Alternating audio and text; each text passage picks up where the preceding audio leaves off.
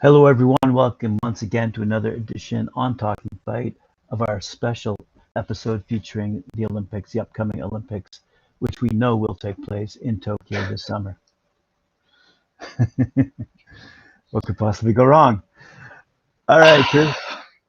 All right, Chris. Well, it's funny you should mention that, Graham. It's funny. It's funny you should mention that.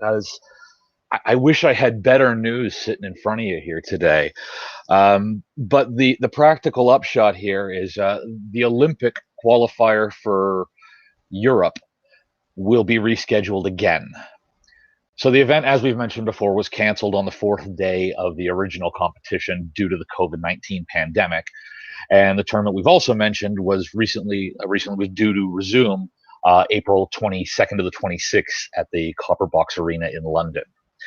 Now, the Boxing Task Force currently organizing the tournament has announced that the event in London is canceled. The Boxing Task Force released a statement stating that in a virtual meeting on the 20th of January, it was decided that the European qualifier for the Olympic Games Tokyo 2020 boxing tournament will no longer be taking place in London in April. The decision was taken in light of the current situation and increased travel restrictions to and from the United Kingdom, and taking into consideration the feedback received from the European boxing federations as well as the national Olympic committees. So the Boxing Task Force is currently evaluating all possible options, including April in another location, and will be providing us with an update on the 17th of February.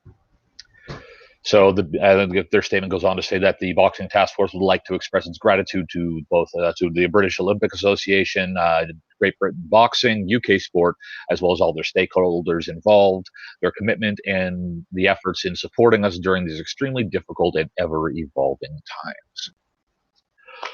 So that leaves us with only two tournaments sorted thus far, our Asia-Oceania tournament and the African tournament. At this point, the tournament for the Americas is still on the books for May, but without a confirmed location as of yet. It was originally going to be held in Buenos Aires, but was canceled following a move from the Argentinian government to restrict international events in the country with immediate effect. In a statement from the Boxing Task Force, they stated at the time that the local organizing committee had informed them that day that the government of Argentina had taken the decision to restrict all types of international events in the country with immediate effect. And this was, of course, done as a precautionary measure to COVID-19. But getting back to Europe for the time being, we'll deal with the Americas when we get there. This is a huge setback for the athletes that would have been otherwise competing in this qualifier. I mean, ultimately, the venue really doesn't matter, especially since it was never likely that it was going to be fans in the seats to begin with. But changing the dates for the tournament can have a huge impact, on like the athletes' training schedules, as well as the athletes' support staff, trainers, coaches, cutmen, etc. Depending on how athletes are funding their Olympic run, this may mean dipping further into their own pockets. It's really just going to introduce a whole slew of new problems for these athletes if the dates do end up getting changed and they don't find a new suitable location. This, of course, coming right on the heels of last week, as you started us off with, Graham, where we spent a decent amount of time talking about whether or not the games would be taking place at all. And you'll remember the IOC was adamant at the time that we would be seeing an Olympiad this year. I won't go back into the whole statement again, but IOC President Thomas Bach again dismissed the idea last week of Plan B, and he talked of relocating events or cancellation. He said, we're not speculating on whether or not the games are taking place. We are working on how the games will take place. And when pushed and asked a little further and asked at what point he would consider calling off the games, Bach had replied, our task is to organize Olympic Games, not to cancel Olympic Games. This is why we are working day and night to organize safe Olympic Games. So, Ram, two questions for you. Do you think Thomas Bach's statement still holds water a week later? I mean, by that, I mean, do you think that the IOC's commitment to hold the games is still going to hold? And secondly, do you think we're just looking at, the first crack in the armor, or is this like just one of the first dominoes to fall? Are we going to be seeing more cancellations, more talk of relocation? What are your thoughts? I can't understand why they would cancel, seeing there are professional boxing competitions going on as we speak anyway. That having been said, maybe it's a logistical thing and there's a ton of numbers involved in terms of people participating. But having said that too, with respect to the overall macro view of this, I just read a report saying among the island nations who are dealing with COVID quite well, Japan is one. Now, although they are probably experiencing some level of COVID severity, as we are, Mhm. incredibly, Japan is mentioned as one of the 3 island nations that is coping and has contained the spread of the COVID disease. So, I don't think the Japanese are opposing the holding of the Olympics in their country as Well, vehemently. actually, local support is starting to wane, especially in and around the greater Tokyo area, which I mean is a ridiculously huge portion of Japan. But yeah, no, let me try that in English. Support is starting to wane, and one of the reasons has been the success that they have been experiencing in their pandemic response. So the locals at this point in time are concerned about the prospect of people who have not been from countries that have not had as successful a response to the COVID-19 pandemic. Athletes and support staff and media from those countries coming into their borders now, potentially bringing COVID or a new variant of COVID into the country. You also have to remember that Japan is actually just starting their vaccine rollout this month. So while they've had a very developed, very coordinated rollout, in the greater scheme of things around the world, compared to some other countries, we don't know what their rollout's going to look like yet because they're just getting started. Well, there's always Florida.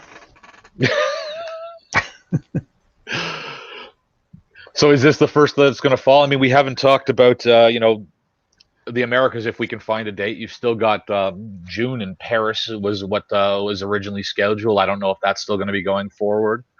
Are we going to start seeing more tournaments and more qualifiers from other sport and things like that drop, you think? I would hope not. I just can't see it. I can't understand why they just won't move forward as if the games are going on, because the games are going on in Tokyo in July. So anyway, who am I? Well, I think some of it's going to have to do with the various, like with London, for example, there was the UK variant of the coronavirus that popped up.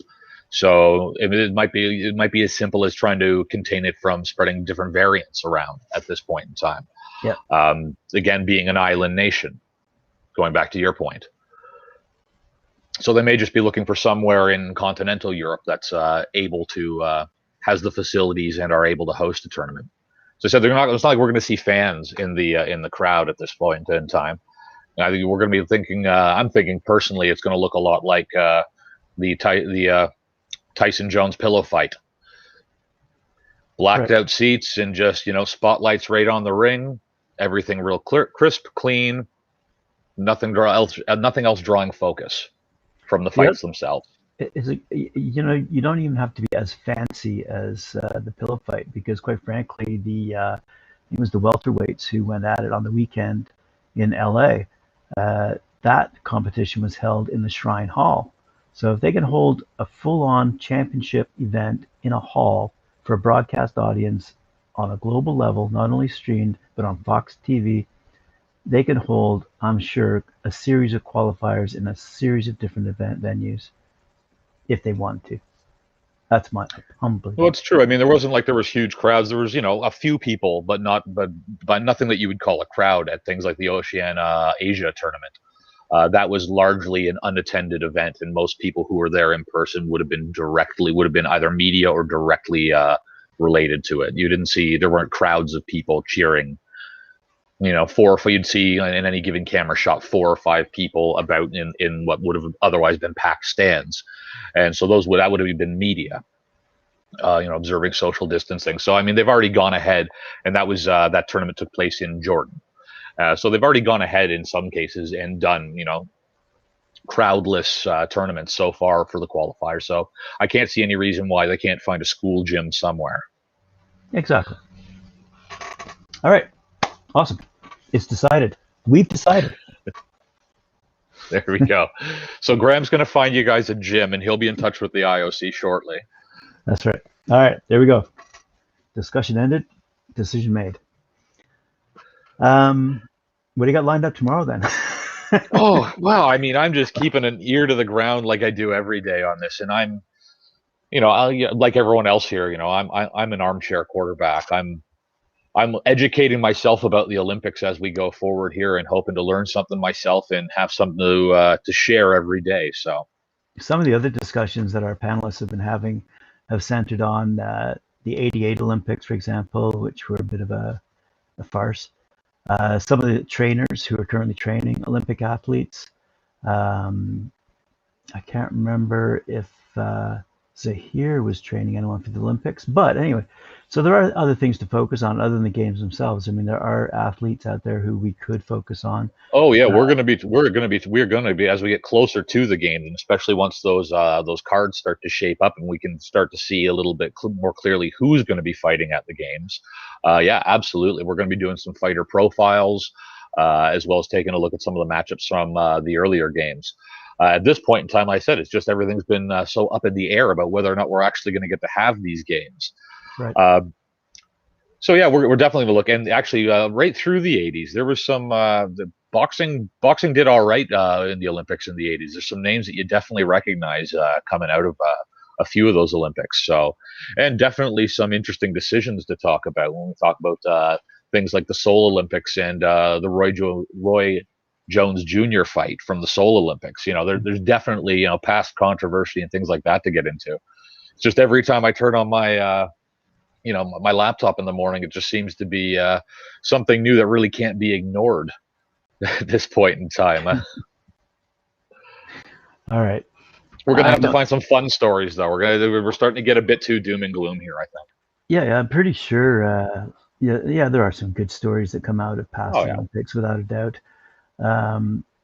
Lennox Lewis, pretty sure won his gold medal at the '88 Olympics, I think. He did, very much, yeah. I believe the Spinks brothers out of the US were winning their medals in the Olympics initially before going on to pro careers. Anyway, there's good stories that come out of the Olympics from many countries around the world, which is what the Olympics tend to promote. I think that's some of the things we're going to focus on going forward. Again, we're still 170, just under 170 days out from the Olympics at this point in time. So we've still got a lot of time and a lot of ground to cover. But we're going to start looking at some past Olympics coming up. But if we do get anything else happening like this in real time, I'm going to let you know.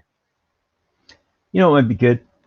Whatever happened to? So, for example, at the last Olympics, whatever happened to the gold medalist who won in the, I don't know, cruiserweight division, if there's such a thing at the Olympics? Cruiserweight, no, there are not. And depending on which athlete you're talking about, some of them are on their way back to Tokyo already. All right. Anyway, that much we know, because some of them have already qualified in places like the Asia Oceania tournament. So we do have a couple of athletes making return appearances as well. It was food for thought. All right. Fair enough. So we'll see you tomorrow. Absolutely.